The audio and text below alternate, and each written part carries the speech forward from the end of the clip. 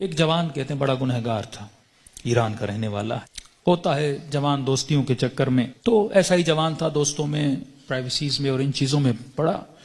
جب والدین نے زیادہ پوچھنا شروع کیا تو اس کو پتا تھا اب گھر میں تو یہ میں کام نہیں کر سکتا، نشے کا عادی ہو چکا تھا، تو اس نے ماں باپ کو چھوڑا۔ کہتا میں اتنا بد اخلاق تھا، جب غصہ آتا تھا تو کبھی کبھی ماں کو بھی مارتا تھا، باپ کو بھی۔ جب نفس کی حکمرانی ہو جائے نا بندے پر تو ظالم بھی بن جاتا ہے۔ کہتا الگ میں نے فلیٹ لیا، ایک گاڑی تھی، میں اس سے مسافر اور پیسنجرز اٹھاتا تھا ایران میں، جو دن میں کمائی ہوتی تھی، رات کو نشہ، گناہ، فحاشی۔ کہتے ہیں محرم کا مہینہ شروع ہوا، ایام محرم آئے، 6 دن گزر گئے، میرے دوست نہیں آئے۔ میں نے فون کیا کیوں نہیں آئے، انہوں نے کہا کہ مصیبت کے دن ہیں، ایام ازا ہیں، ہم گنہگار ہیں لیکن کم از کم 10 دنوں میں ہم احترام کرتے ہیں۔ تو کہتا میں غصے سے دوستوں کو آنے کی ضرورت نہیں ہے، میں نے گاڑی نکالی اور راستے کو جا رہا تھا، مسافر اٹھاتے اٹھاتے رات بہت لیٹ ہو گئی تھی، اس راستے پہ ایک میں نے لڑکی کو کھڑا ہوا دیکھا، اسے میں نے گاڑی میں بٹھایا، کہاں جانا ہے، کہا سیدھا جانا ہے۔ آگے چلتا گیا، اچانک نفس نے غلبہ کیا، گناہ نہیں کیا تھا اتنے دنوں سے، ذہن میں خیال آیا اکیلی خاتون گاڑی میں ہے، نیت گناہ کی، گاڑی کو میں نے موڑا۔ یہ جوان بچی محجب کہنے لگی کہاں جا رہے ہو، مجھے تو سامنے جانا ہے۔ میں نے وہی گناہ والے جملے بولے، اسے دعوت گناہ دی۔ کہ بچی رونے لگی، تو کیسی باتیں کر رہا ہے؟ اس نے کہا میں نے تو ارادہ بنا دیا ہے۔ کہتا مجھے واسطے دینے لگی۔ اب اکیلی خاتون کیا کرے، اسپیڈ سے میں گاڑی چلا رہا ہوں، دروازے لاک ہیں۔ کہتا مجھے واسطے دینے لگی، ظاہر ہے ایران تو مطلب دونوں شیعہ ہیں نا۔ کہنے لگی تجھے حسین کا واسطہ، تجھے مولا علی کا واسطہ، تجھے امام زمانہ کا واسطہ، ایرانی حضرت عباس کا بڑا احترام کرتے ہیں، تجھے ابو الفضل کا واسطہ۔ کہتا میں نے کچھ بھی نہیں سنا، میں نے کہا یہ چھوڑ دو عقیدے کی باتیں، فلاں کا واسطہ، فلاں کا واسطہ، کس نے دیکھا ہے؟ کہتے آخر میں اس نے ایک جملہ کہا جس سے میرا وجود کانپ گیا۔ کہا تجھے نہیں پتا میں کون ہوں؟ کہا میں سمجھا بولے گی فلاں پولیس والے کی بیٹی ہوں، فلاں افسر کی بیٹی ہوں، یہ ہو وہ ہوں۔ میں نے کہا کون ہوں؟ کہا میں سید زادی ہوں، تجھے واسطہ میری دادی زہرا کا، میرا ادب نہیں کرتا، میری دادی کا ادب کر۔ کہتے پتا نہیں ایسا کیا ہوا۔ میں نے گاڑی روک لی، میں نے کہا کہاں جانا ہے؟ کہا مجلس پہ جا رہی تھی، امام بارگاہ پہ اتار دو۔ کہتا میں نے جا کے اتارا، پورے راستے میں خاموش رہا، سمجھ نہیں آ رہی تھی، ایک خوف سا میرے وجود پہ طاری ہو چکا تھا۔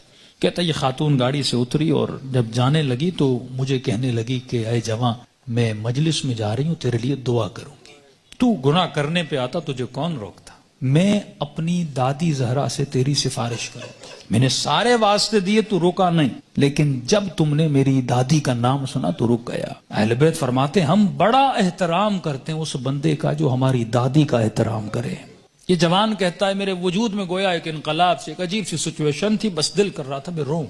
کہتا جہاں میں نے اس کو اتارا تھا وہ میرا محلہ تھا، میرے ماں باپ کا گھر تھا، کئی عرصے سے میں آیا نہیں ان کو دیکھنے کے لیے۔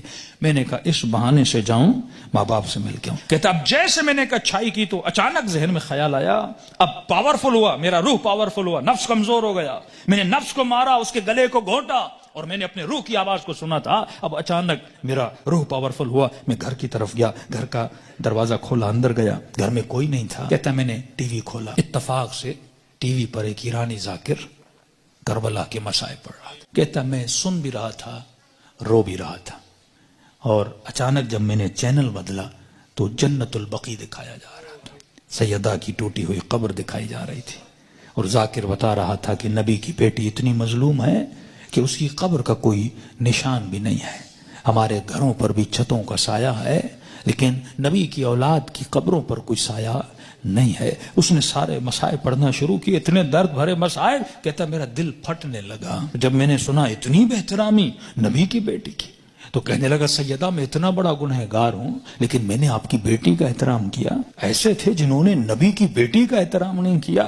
کہتا اب جب رونے لگا تو مجھے اپنے گناہ، اپنی خطائیں، اپنی بدکاریاں سب یاد آنے لگی، جتنی میری اندر کی کثافتیں تھیں گویا کسی نے سامنے لا کر کھڑی کر دی تھی۔ اب میں رو بھی رہا تھا، اللہ سے معافیا بھی مانگ رہا تھا، اتنے میں میری ماں گھر آئی، جس ماں کو مارتا تھا۔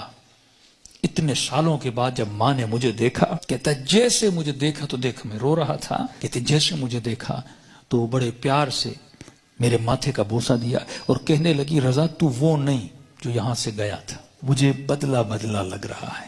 تو میں نے رو کر کہا کہ اماں مجھے سیدہ نے بدل دیا۔ کہتے معافی مانگنے لگا، ہاتھوں کا بوسہ لیا، ماں کے قدموں پہ گرا کہ اماں مجھے معاف کرنا، میں بہت برا تھا۔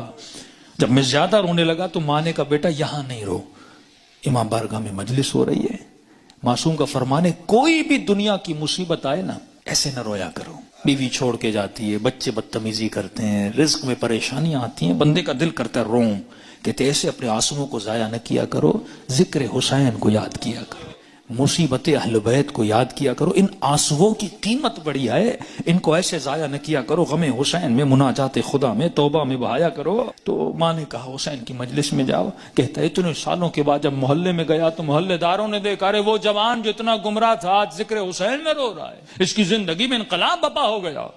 کہا کہ جب سے گیا، اس کی ماں کہتی ہے یہ خادم بن گیا حسین کا، یہ عزاداروں کے برتن دھوتا، کبھی جوتیاں بناتا، کبھی وہاں پہ ان کے لیے چائے رکھتا، دن رات خدمت کر رہا ہے کہ پورے محلے نے گواہی دی کہ یہ اس سے سچا عزادار ہم نے دیکھا نہیں ہے۔ کہتے ہیں 1-2 مہینے گزرے، ایک قافلہ بنا کربلا جانے کے لیے، تو لہٰذا اس قافلے سالار جو تھا، مسجد کا ہیڈ بھی تھا، پریزیڈنٹ بھی تھا، اس نے اسے بلایا کہ رضا ادھر آ، ایک جوان کو ہمارے ساتھ چلنا تھا جو ہیلپر تھا لیکن وہ بیمار ہو گیا ہے، میں اتنے دنوں سے سوچ رہا تھا کسے لے کر جاؤں اس کی جگہ پر، اچانک ذہن میں خیال آیا تجھ جیسا نیک جوان ہے، اسے لے جاؤں حسین کی زیارت پہ۔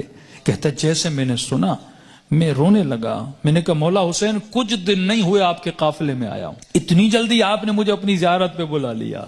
کہا مولا حسین کی زیارت کی، توبہ کی، واپس آیا، پھر ایک قافلہ حج کے لیے نکلا۔ کہ رضا قافلے والے اور محلے والے بول رہے ہیں جب تک یہ جوان چلے گا تو ہم چلیں گے، کیونکہ ہم نے اس سے اچھا خادم نہیں دیکھا، اس سے اچھا محبت کرنے والا نہیں دیکھا۔ کہ تب تو پاؤں سے زمین نکل گئی کہ سیدہ اپنے بیٹے کی زیارت بھی کروائی، اب اپنے جنت البقیع بھی مجھے بلا لیا۔ کہ اتنا بڑا شرف مجھے ملا، گویا زندگی بہار بن چکی تھی جب سب کچھ کر کے واپس آیا۔ اس کے محلے کا ایک نیک متقی پرہیزگار تاجر تھا، بزنس مین تھا، وہ اس کے باپ سے ملا، کہنے لگا کہ میں اتنے دنوں سے دیکھ رہا ہوں ایک جوان میں اتنا انقلاب آ جائے، مجھے سمجھ نہیں آ رہا، مطلب یہ ارادے کا اتنا مضبوط ہے، یہ اور بن چکا ہے، میں چاہتا ہوں کہ اپنی بیٹی کا رشتہ اس سے کرواؤں۔ اس نے کہا کہ میں اپنے بیٹے کی گارنٹی نہیں دیتا، تجھے پتا ہے 4 مہینے پہلے کیا تھا اب کیا ہے، بات کرنی اس سے جا کر خود کر۔ اس کے پاس ہے، کہنے لگا رضا اپنی بیٹی دینا چاہتا ہوں لیکن ایک وعدہ دو۔ کہ کون سا وعدہ؟ کہ وعدہ یہ دو کہ پھر حسین کو چھوڑو گے نہیں، یہ دروازہ چھوڑ کے جاؤ گے نہیں۔ کہنے قبلہ میں اپنی ہر نماز میں دعا کرتا ہوں اے خدا وہ دن میری زندگی کا آخری دن ہو جب میں حسین کے ہاتھ کو چھوڑ کے چلا جاؤں۔ کہتے کل رشتہ لے کر آ جانا۔ کہتے یہ جوان اپنے ماں باپ کے ساتھ رشتہ لے کر گیا۔ جب اس کے گھر میں داخل، ایران میں رسم ہے جس بچی کا رشتہ لینے جاتے ہیں وہ چائے لے کر آتی ہے، وہ بچی چائے لے کر آئی، جیسے اس جوان نے کپ اٹھایا اس بچی کی نگاہ اس کے چہرے پر پڑی، کہتے ہاتھ سے وہ ٹریل گرا اور چیخ مار کے بے ہوش ہو گئی۔ کمرے میں لے گئے، بڑی دیر کے بعد ہوش میں آئی، اور جیسے ہوش میں آئی زار و قطع رونے لگی، اور اس کی زبان پر بس ایک ہی نام تھا، یا فاطمہ الزہرا، یا فاطمہ الزہرا۔ ماں پریشان، بیٹی رو کیوں رہی ہو؟ ایسا کیا دیکھا؟ یہ جوان پریشان، اس کے ماں باپ پریشان، ایسا کیا ہوا؟ کہتی اماں اللہ کی قسم ہے کل رات میں نے خواب میں سیدہ فاطمہ کو دیکھا تھا، مجھے سمجھ نہیں آ رہا تھا، کل رات بی بی اسی جوان کا فوٹو مجھے دکھا رہی تھی اور کہہ رہی تھی کہ تو میری چاہنے والی ہے، جب اس کا رشتہ آئے اسے انکار نہ کرنا، اس نے میری بیٹی کا احترام کیا تھا۔ تبھی فرمایا جب تو 1 قدم اہل بیت کی طرف جاتا ہے وہ 10 قدم آگے بڑھاتے ہیں، لیکن سوال یہ ہے کہ یہ قدم اٹھیں